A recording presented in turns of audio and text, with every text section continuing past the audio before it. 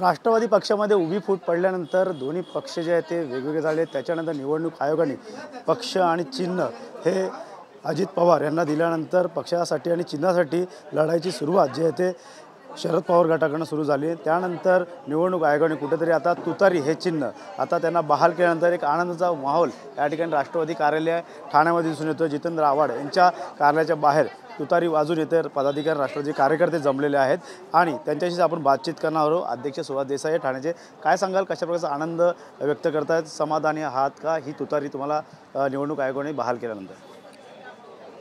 आम्ही ऑलवेज ज्या दिवशी राष्ट्रवादी काँग्रेस पक्ष स्थापन झाला त्या दिवशीपासून समाधानी आहोत, कारण आमच्याबरोबर शरद पवार आहेत। आम्हाला निशाणी कुठची असू दे, आमच्याबरोबर शरद पवार। मी एकच तुम्हाला सांगेन की आमच्याकडे विश्वास आहे, आमच्याकडे निष्ठा आहे आणि ती निष्ठा घेऊन आज जी बेधुंद कारभार चालू आहे जनतेचा तो तोडायला आम्ही निघालो आहोत आणि त्याच्यात ही विजयाची तुतारी आमच्या हातामध्ये आलेली आहे। त्यामुळे ही तुतारी घेऊन आम्ही भारतभर जिंकायला निघालेलो आहे। तयार विजयाची तुतारी असं त्यांचं म्हणतात। छत्रपती शिवाजी महाराज यांना मानवंदना करत या ठिकाणी तुतारी वाजत खऱ्या अर्थाने इथं सुरुवात झाली। का वाटतं आगामी लोकसभा निवडणुका पाहता इकडनंच आता बिगुल वाजायला सुरुवात केली का? चिन्हाची सुरुवात या ठिकाणी झालेली आहे। तुतारी हे चिन्ह तुम्हाला मिळालं, कसा प्रकारचा आनंद व्यक्त करतो? लोकसभेच्या महासंग्रामाचं बिगुल वाजवण्याचं काम स्वतः या देशाच्या निवडणूक आयोगाने शरदचंद्रजी पवार साहेबांना तुतारी देऊन हे रणशिंग राष्ट्रवादी काँग्रेस पक्षाच्या हातामध्ये देण्याचं काम केलेलं आहे। आणि लोकसभेचं हे बिगुल राष्ट्रवादी काँग्रेस पक्षाच्या माध्यमातून शरदचंद्रजी पवार साहेबांनी वाजवलेलं आहे। आणि ह्या बिगुलाचा अर्थ छत्रपती शिवाजी महाराजांनी जेव्हा जेव्हा लढाया या बिगुलाच्या आवाजाने, या तुतारीच्या आवाजाने सुरू केल्या तर तो विजयश्री खेचून आल्याशिवाय ह्या परत या महाराष्ट्रामध्ये राहिलेला नाही।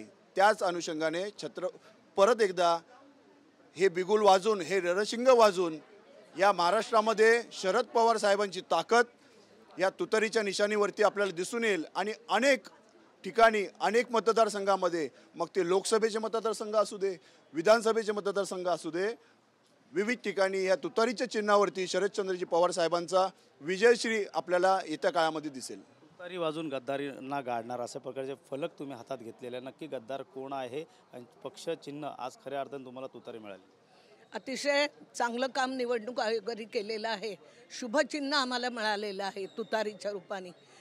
जिथे जिथे ज्या ज्या वेळेला विजय होतो तिथे तुतारी वाजवली जाते शिवाजी महाराजांच्या काळापासून। त्यामुळे आज आम्ही विजयोत्सव साजरा करतोय आणि निश्चितपणे प्रत्येक माणसाच्या मनामध्ये पवारसाहेबांच्या बद्दल असलेलं प्रेम या तुतारीच्या माध्यमातून ते व्यक्त करतील। आणि येणाऱ्या इलेक्शनला निश्चितपणे आम्हाला राष्ट्रवादी काँग्रेस पक्षाला, पवारसाहेबांच्या पक्षाला आम्हाला निश्चित विजयी करतील। प्रत्येकाच्या मनामध्ये पवारसाहेबांच्या बद्दल असलेलं प्रेम, प्रत्येक लहान लहान मुलांना माहीत आहे की हा पक्ष कोणाचा आहे, तरीसुद्धा पक्षाची चिन्ह त्यांना देण्यात आलेली आहेत। म्हणून आम्हाला जे चिन्ह मिळाले ते अतिशय योग्य मिळाले, शुभ मिळाले। याच तुतारी घेऊन आम्ही संपूर्ण लढणार आहोत आणि दिल्लीपर्यंत आम्ही जाणार आहोत। दिल्लीपर्यंत जाणार आहोत हीच तुतारी घेऊन असं त्यांचं म्हणणं आहे। मात्र या ठिकाणी पाहू शकतो मोठ्या संख्येने पदाधिकारी आणि कार्यकर्ते राष्ट्रवादी कार्यालयाच्या बाहेर येऊन या ठिकाणी छत्रपती शिवाजी महाराज यांना वंदन करून ही तुतारी वाजवायला सुरुवात केलेली आहे। आणि याच ठिकाणी निवडणूक आयोगाने यांना तुतारी हे चिन्ह दिल्यामुळे एक आनंद व्यक्त होताना त्या दिसून येतो।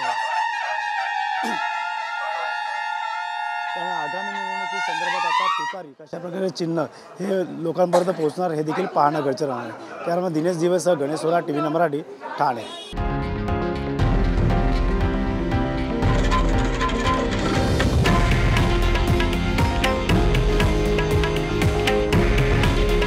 हे आहे देशातील नंबर 1 न्यूज नेटवर्क आणि आपण पाहत आहात TV9 मराठी। काळजी तुमची, हित महाराष्ट्राचं।